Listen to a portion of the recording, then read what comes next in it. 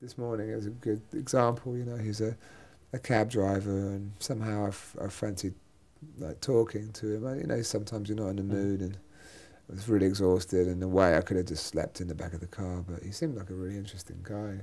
So I chatted to him, and back in the 80s, he was like a big sailor, you know, and he was a really humble guy, you know, and he didn't really want to talk about himself because he has this kind of really good professional service attitude, like where the customer is more important, and he just wanted to ask me questions and stuff. But I managed to ask him, like, you know, what did you used to do, and you know, tell me something, and he was like, well, actually, I used to be into sailing a lot, and one time him and his brother almost made it into the Olympic team, you know. So here's the guy that had really big ambition, you know. And now he's in his car, and he seems content though, you know. He made a decision, he's living it, he's where he's supposed to be. I suppose I just want to feel that I'm where I'm supposed to be, you know. Okay. That feeling is what I'm looking for. Yes. At the moment, I'm almost there. Yeah? What's the last step? I don't know. If I knew that, then I would have already taken it, I think. Okay. Sometimes I just wait for it to fall on me. Okay, but sometimes I look for it actively. But where are you searching for exactly? That last bit? What am I searching for? Just everything to feel like. I think a lot of it is to do with the home.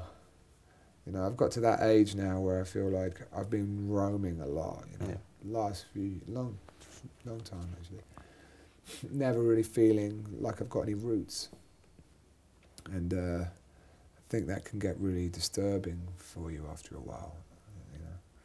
So I think at this point in time, I have to admit, you know, it might be time for me to try and find some roots.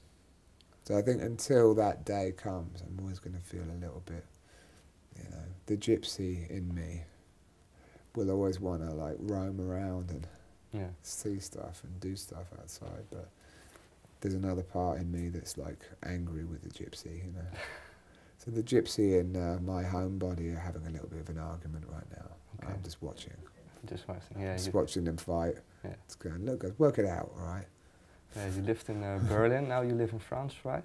In Paris? I'm kind of in Berlin. Kind still, of Berlin back again? Okay, because in another interview I heard you went to live in Paris. Yeah, that didn't quite work, so... okay. It was for someone you moved to that place?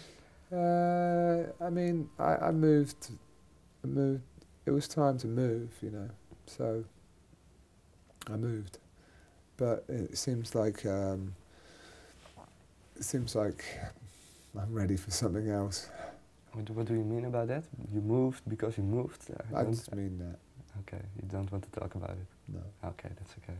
Yeah, and you lived in some other places as well you're not really happy with, like Brighton. Yeah. I wouldn't say I'm not really happy with them. I just those you know, places run out, and there's a good song by Daniel Johnston, you know, Devil Town. Living in a devil town, didn't know it was a devil town, you know. Okay. And if everyone's a vampire, and I found out I was a vampire too in the devil town, you know. Really cool little song.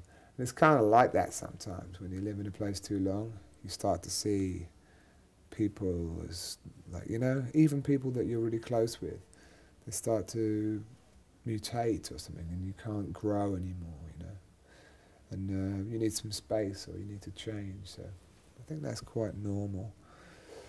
I wouldn't go so far as to say that Brighton is a devil town, or that Berlin is a devil town, or whatever, but it kind of feels like, you know, you have to choose your moments when to leave carefully. I don't have responsibilities, I don't have a family, so I'm able to move.